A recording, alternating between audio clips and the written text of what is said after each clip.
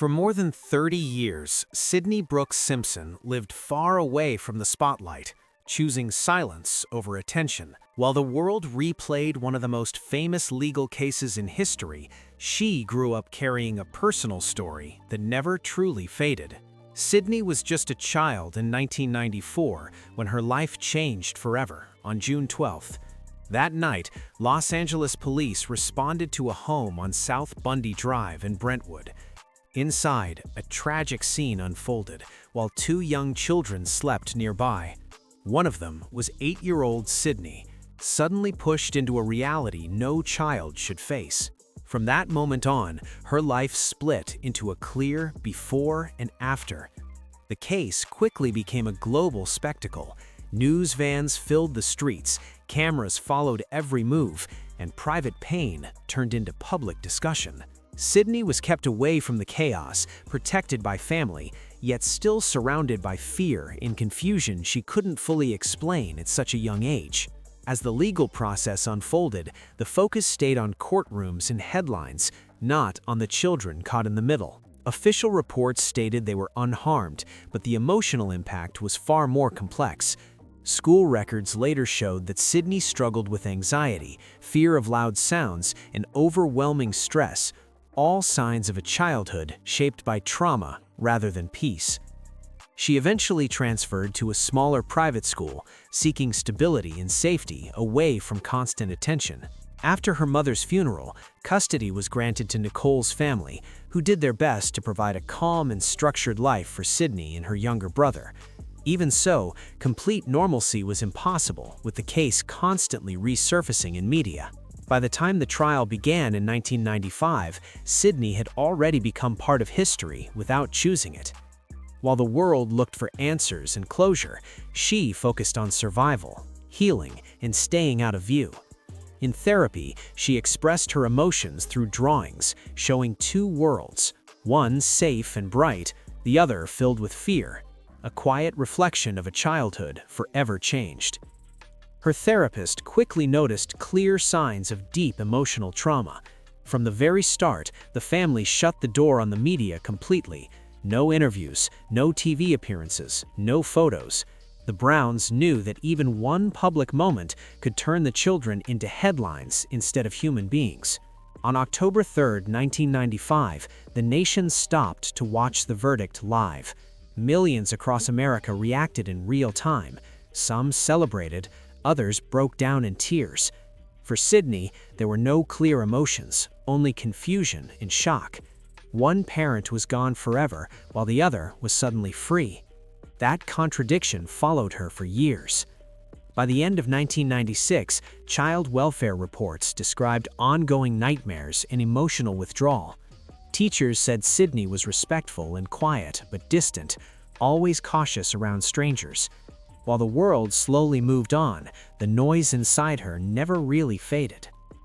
The late 1990s passed in a blur of therapy sessions, custody changes, and a strong push to stay invisible. After the legal process ended, Sydney and her younger brother Justin were placed under the care of their grandmother Judith Brown and their aunt Tanya. The Browns were determined to keep them protected at all costs. They stayed far from cameras, questions, and the constant reminders of their past. Every decision was made with safety in mind, but emotional scars don't just disappear. Social worker notes from 1996 showed Sydney rarely spoke about her parents. When asked about her mother, she only mentioned her smile. Questions about her father were often met with silence. That silence became a coping tool, something even professionals described as a form of self-protection. By the year 2000, the family made a major move. Sydney and Justin relocated to Florida, hoping for anonymity and peace far away from Los Angeles chaos. In Florida, there were no paparazzi, no non-stop debates, no heavy spotlight. Sydney finally had space to blend in. She attended Gulliver Preparatory High School between 2000 and 2003. Teachers described her as intelligent and focused, but emotionally guarded, careful to avoid attention connected to her last name. Administrative records later showed just how serious the family was about protecting Sydney's privacy. They even asked schools to keep her identity quiet during public events. When yearbook season arrived, Sydney requested her last name be removed completely. Her last name still carried weight, but she was set on building a future on her own terms. By the 2010s, Sydney Brooks Simpson had finally created the quiet life she spent years fighting for. She settled in St. Petersburg, Florida, far from Los Angeles, far from headlines, and far from constant reminders of the past. While her father was serving time in Nevada for an unrelated case, Sydney focused on building her own future. She invested in real estate, buying and renovating homes, and slowly grew a small business under her full legal name. It wasn't about attention or profit alone, it was about independence and control over her own identity.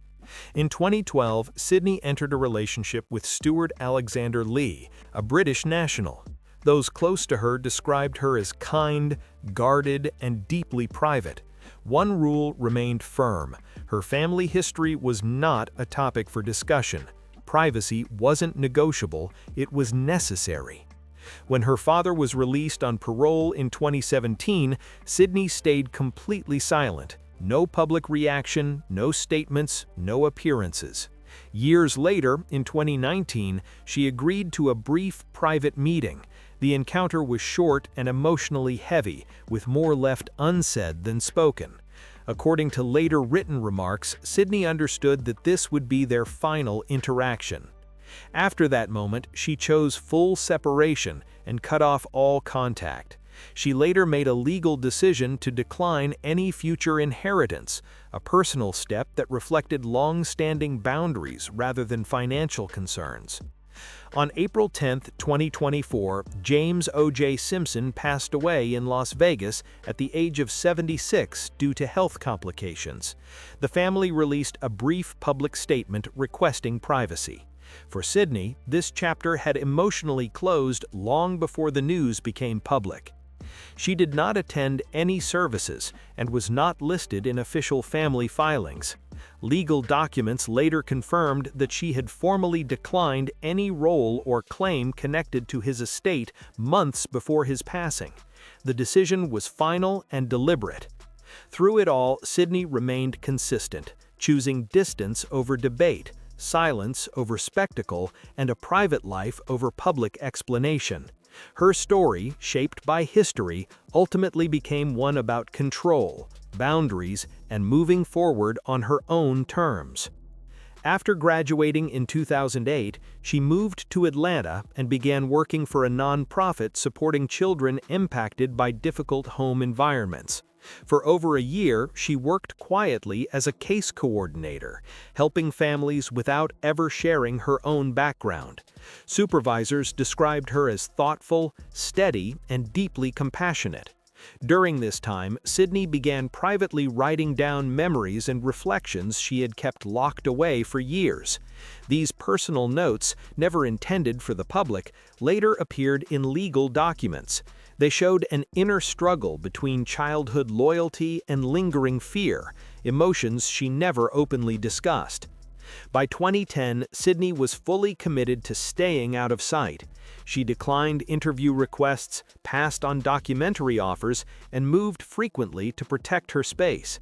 In a world driven by constant exposure, she chose the opposite path: no social media, no public presence, and no explanation. The final line hit hard. Sydney wrote that she alone had the right to choose which memories would stay with her, and she chose to keep her mother. That sentence spoke louder than years of public debate, without blame, without explanation. For decades, people argued theories and opinions, but Sydney never joined the noise. She carried her truth quietly and claimed it on her own terms. When she finally spoke, it wasn't through cameras or headlines, it came through formal legal language, clean, direct, and final. There was no press conference, no interview, no emotional speech. Her message showed up in signed refusals, legal steps, and intentional absence. Every decision sent the same signal: she chose a life outside her father's shadow. In the months following Mr. Simpson's passing, media outlets tried to reach her repeatedly. None succeeded. Her representatives issued one short response stating she would not participate in public discussions related to the event. No extras, no follow-ups. Legal records from May 2024 later confirmed that Sidney formally declined any assets connected to her father's estate. The choice was described as personal and ethical, not financial. The truth wasn't spoken out loud. It was shown through action, silence, and firm boundaries. Her decision was final and unshakable. In a private legal note, Sidney explained that accepting anything tied to the past would go against her personal values. This wasn't about money or paperwork, it was about freedom. After 30 decades tied to a story she never chose, she finally stepped fully into her own life. One signed document changed everything. For the first time since 1994, Sidney felt lighter, not because the past disappeared, but because it no longer controlled her. She didn't erase history, she stopped letting it define her. After her father's passing, Sidney didn't retreat or disappear. She simply kept building the life she had already worked hard to create. By 2020, she became the majority owner and CEO of a real estate company based in St. Petersburg, Florida. Every contract, every property, every record carried her full legal name. No shortcuts, no hiding. This was her way of claiming ownership of a future she was never given as a child. Financial filings from 2021 showed steady growth, strong assets, and no public debt. Everything was handled through law firms and independent accountants, keeping her world stable, private, and controlled. Outside of business, Sidney chose a calm and grounded personal life. She married a private partner in 2020 and became a mother in 2021. Her daughter's name quietly honored her late mother, a personal tribute shared only with those close to her. Friends described Sidney as peaceful, cautious, and deeply committed to family. She continued supporting charitable causes quietly, focusing on children and families in need. No interviews, no social media, no public explanations. Only actions and quiet consistency.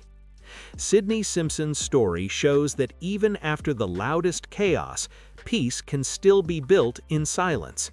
She didn't chase attention or revenge, she chose closure, boundaries, and control. In the end, reclaiming her life wasn't loud, it was deliberate.